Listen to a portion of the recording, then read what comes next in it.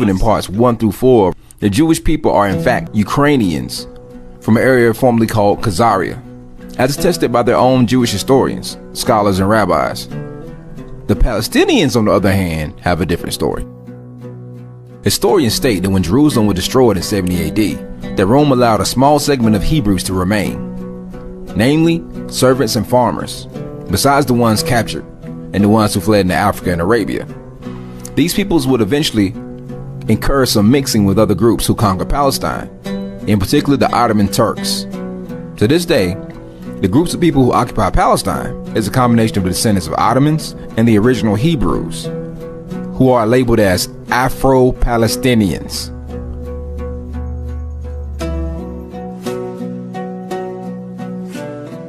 The African presence is still visible in Israel today. There are thousands of African Palestinians who live in Israel with deep roots to the land, whose ancestors date back for centuries. I met with Ali Jaddah, tour guide, and the informal mayor of the African Palestinians in Old Jerusalem.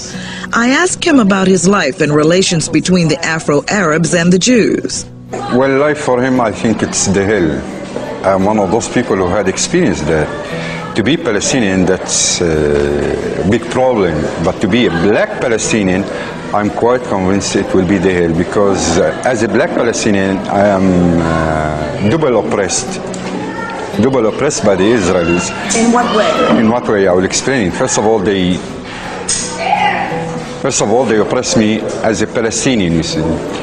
Secondly, they oppress me because of my color. Whenever I go around in the Israeli side, they call me Kushi. Kushi means nigger.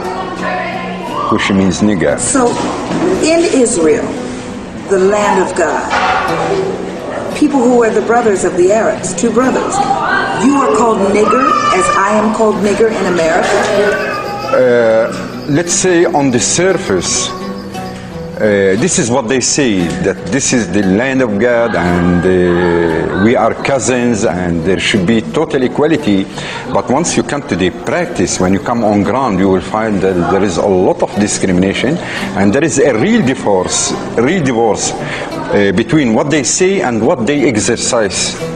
Blacks and whites who watch the show saying, so why stay? Why stay when you are called nigger every day? Why stay when you are denied your rights? On the contrary, the more they humiliate me, the more they oppress me, the more I stick to my land, because this is my land. I'm so rooted, we are deeply rooted as Africans, as Palestinian Africans in this land. And we know pretty well that our ancestors, I'm talking about thousands and thousands of years, had been here in this country, but they were spread away, taken to Africa, from Africa to the United States. Our ancestors, I'm talking about thousands and thousands of years, had been here in this country, but they were spread away, taken to Africa, from Africa to the United States, from Africa to the United States, from Africa to the United States, from Africa to the United States, from Africa to the United States. I am Sar Madiel Ben Yehuda. Sar means minister. My title in the community, my role as minister, my portfolio is that of information. I'm charged to collect, to analyze, and then to disseminate information about the Hebrew Israelites here in Israel, about our particular history as a community and our history as a people connecting back to this land. We consider Israel to be Northeast Africa.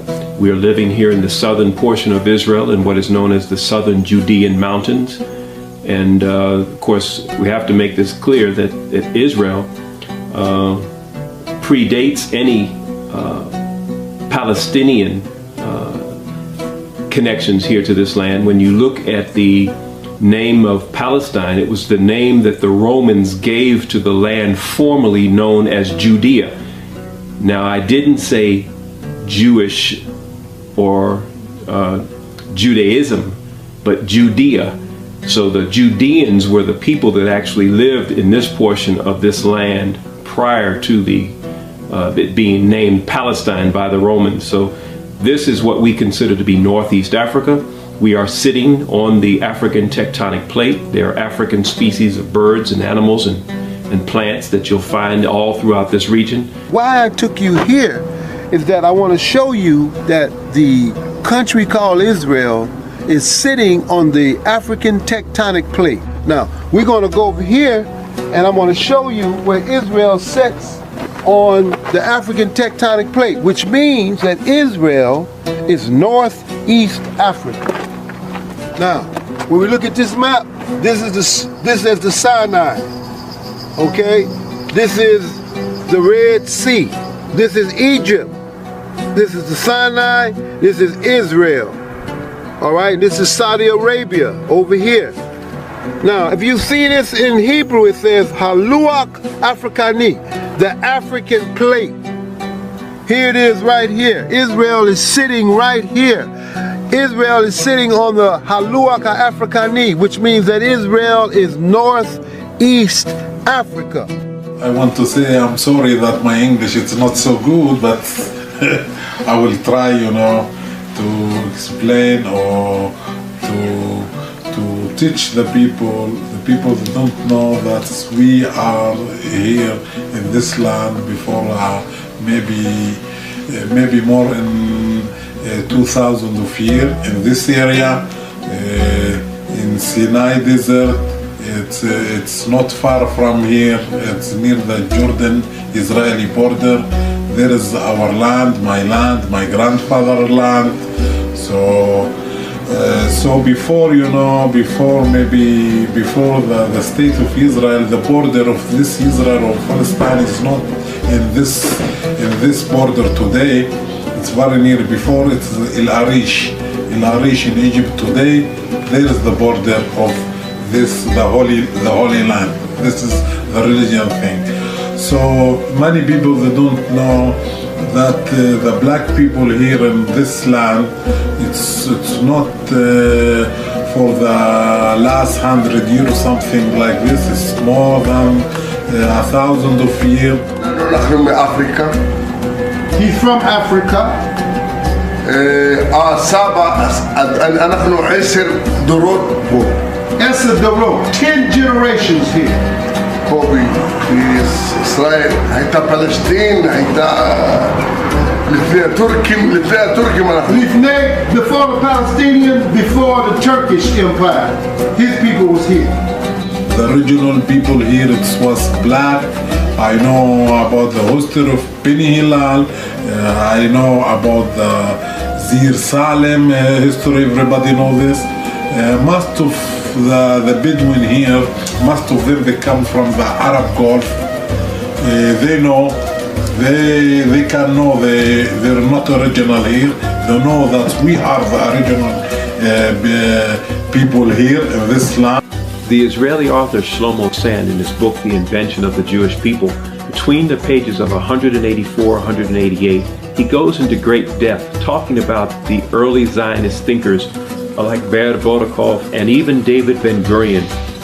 He quotes David Ben-Gurion and Ben Zvi, Yitzhak Ben Zvi, talking about the fact that the early Judean peasants were actually the foundation of what they encountered when they came into this land. This is a book they wrote 30 years prior to the declaration of Israel's independence.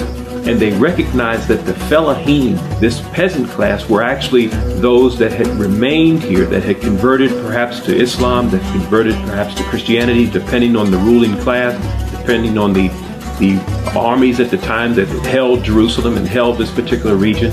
They simply, in their love for the land and the fact that these armies needed to be fed, they became the peasant class, the agrarian agronomists, the agriculturalists who continue to raise their crops and to take care of their families in a desire to stay on this land. See, sometimes you just have to hear it from the horse's mouth.